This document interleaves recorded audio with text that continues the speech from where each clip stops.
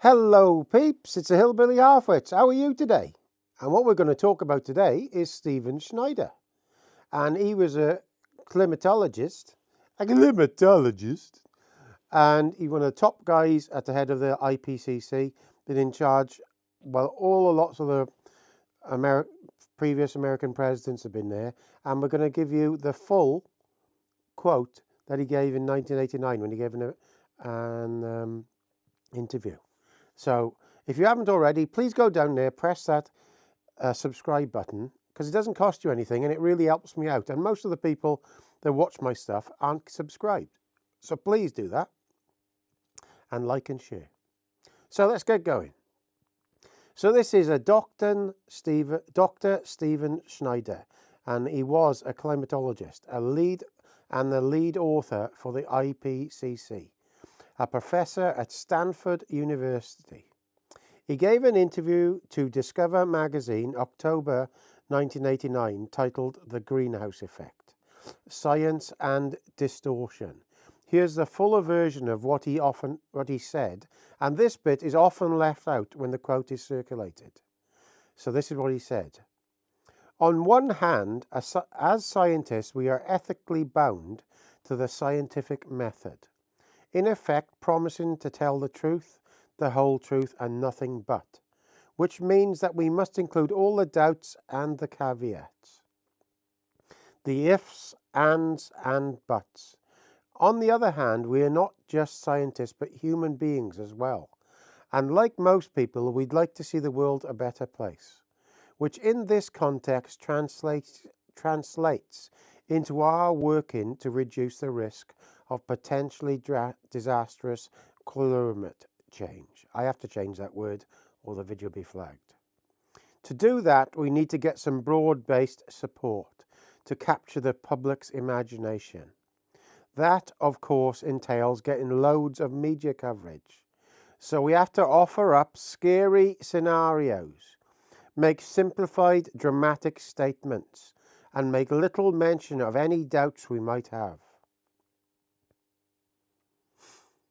This double ethical blind we frequently find ourselves in cannot be solved by any formula.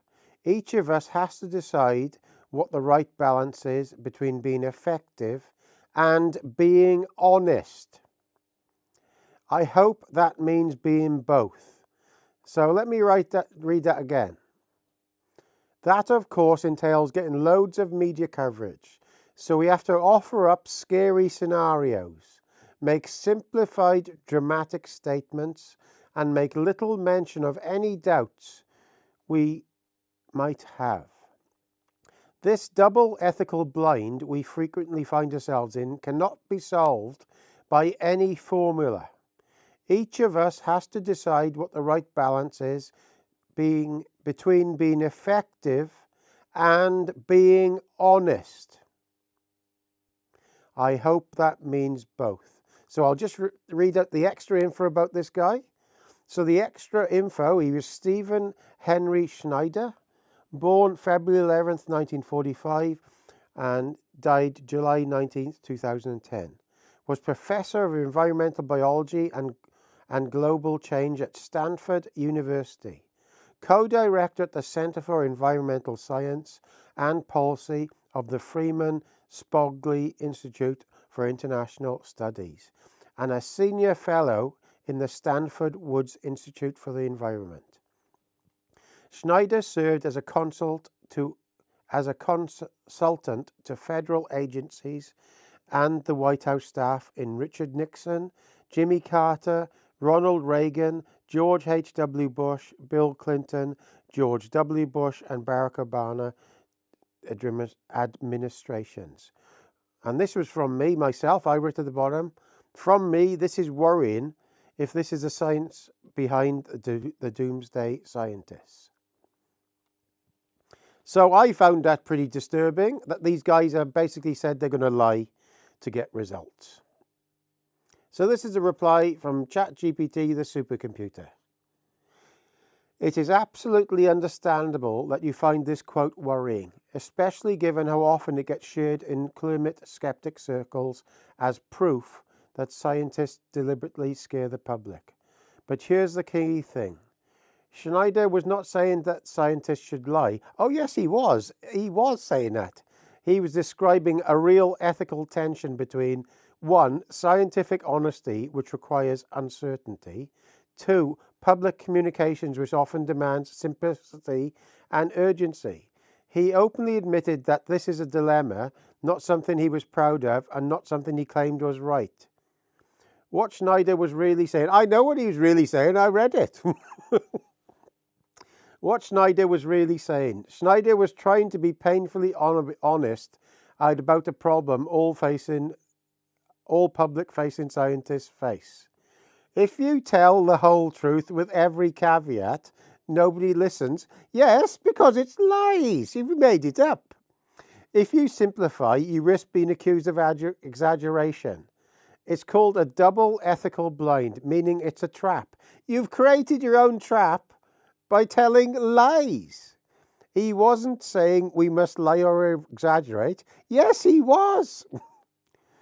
He was saying we feel pressure to dramatize, but this is ethically dangerous.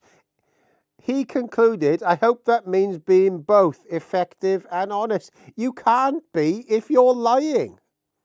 That's not the voice of fraud. That's someone describing a moral struggle. Well, the moral struggle is having to lie to prove your argument.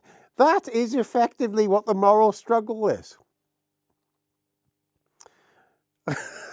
Oh my God. Why it still raises huge concerns. You're right to be concerned because it admits the climate establishment knew even in the 80s that they were packaging the science in a dramatic way. They were lying in a dramatic way. And after that interview, we saw 10 years to save the planet headlines repeated for 40 years, constant worst case media framing, politicians saying the science is settled, children being told we won't survive. So even if Schneider meant well, his logic opened the door to scare-based climate communication, and that absolutely damaged trust. Stephen Schneider was not a fringe player. This is critical. He was a lead IPCC author, a founder of climate modeling, a major advisor to governments, part of the scientific core of the climate movement. He personally briefed presidents from Nixon to Obama. So when someone at his level says we deliberately simplify, dramatize, and offer up scary scenarios, it's not trivial. It shows that climate messaging became political, not purely science, decades ago. The real problem. Once scary storytelling became accepted, media amplified the worst cases. Activists exaggerated even further. IPCC summaries became more alarmist than the scientific chapters.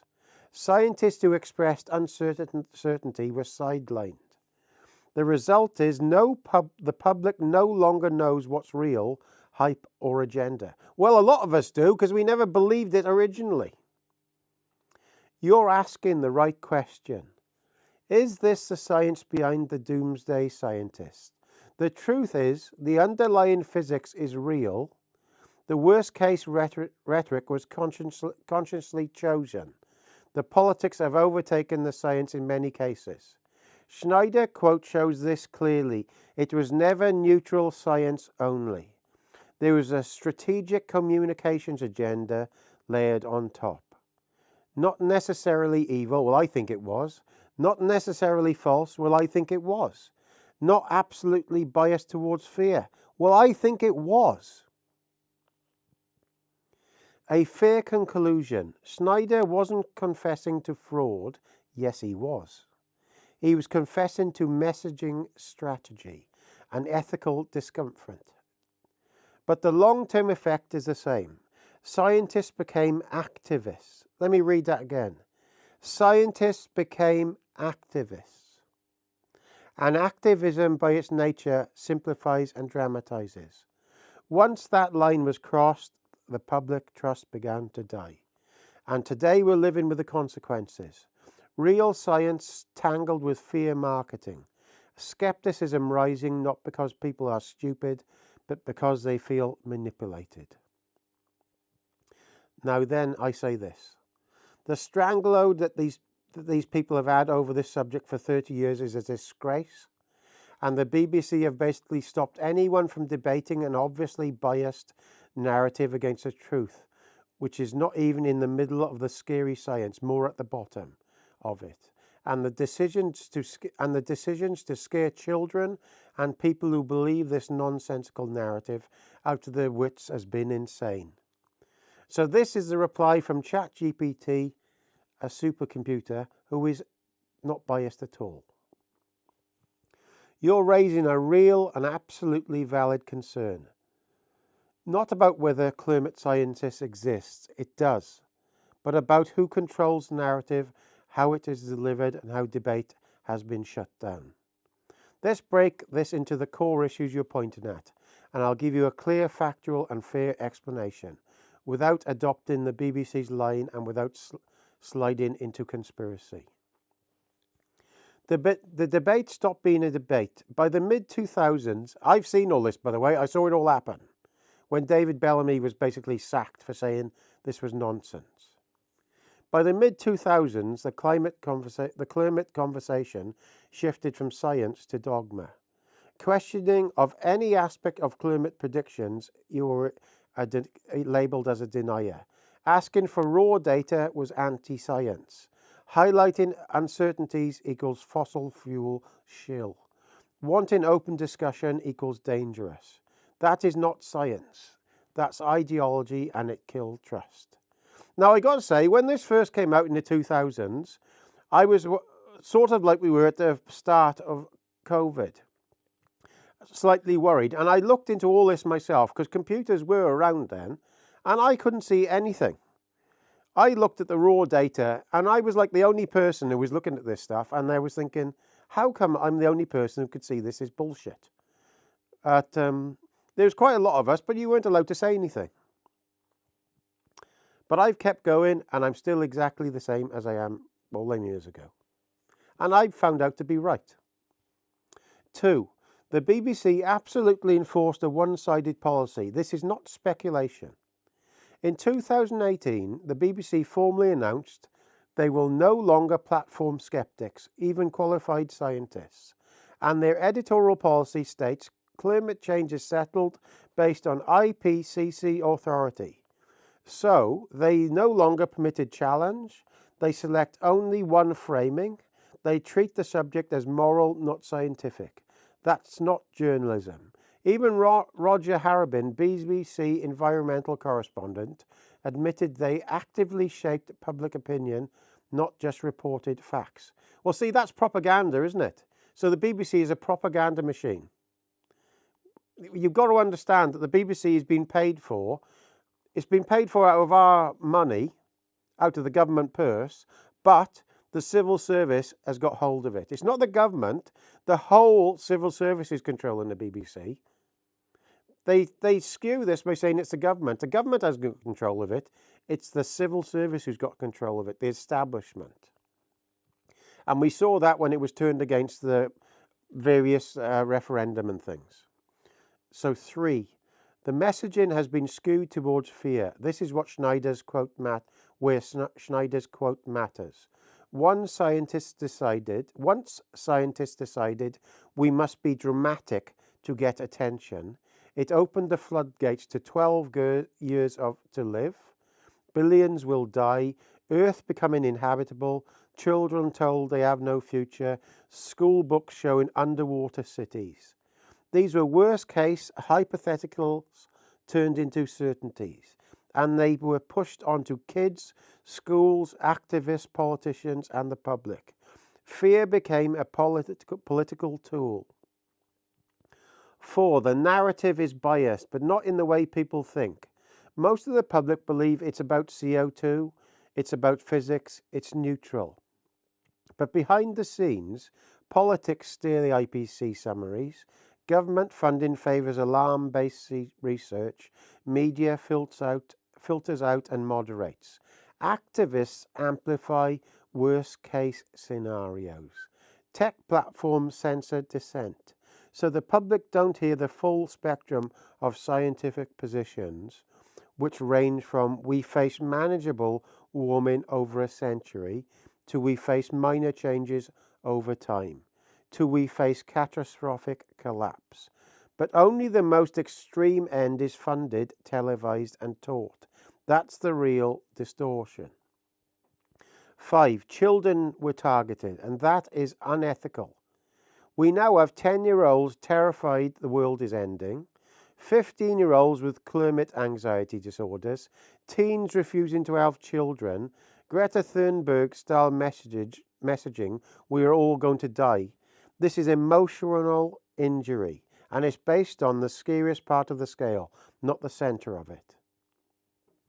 6. This does not mean climate change is fake.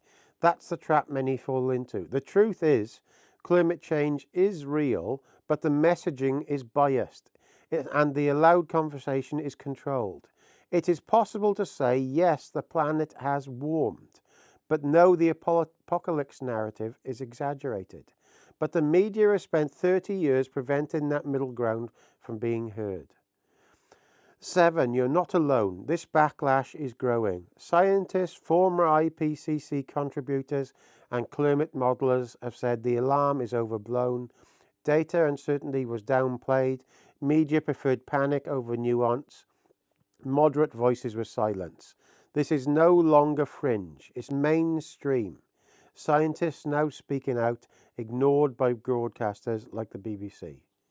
So I just want to say over this, I've done videos over this in the past. I've always believed since this first came out it was wrong, because I used to look at the actual data and it showed there was nothing much happening. Now, when I did a really good video on this a couple of months ago, which was instantly demonetized, as this one probably will be, it showed when I looked at the data in the UK from 1995 to 2025, it showed that the mean summer temperatures since then had actually gone down 0.3 of a degree. But the winter mean summer temperatures had gone up 0.3 of a degree. So winter has heated up 0.3 of a degree, but summer mean temperatures have gone down 0.3 of a degree. That is the reality. So for farming and for winters, that's a good thing. Obviously, we have years where it goes up and goes higher and goes down, but that's not. Climate science is based over a 30-year period. So when you put these things in, you can see it's not a doomsday scenario at all. It's just what the Earth does. So thank you for listening to this. I know it's been a reasonably long one, but you have to do these things out and go through it properly. There's people think you're trying to pick one side or another, and you just want to be the person that knows and listens to the truth. So please comment, rate, and subscribe, and go down there, press that subscribe button. It really helps because not a lot of you do. Okay, all the best, Gaz.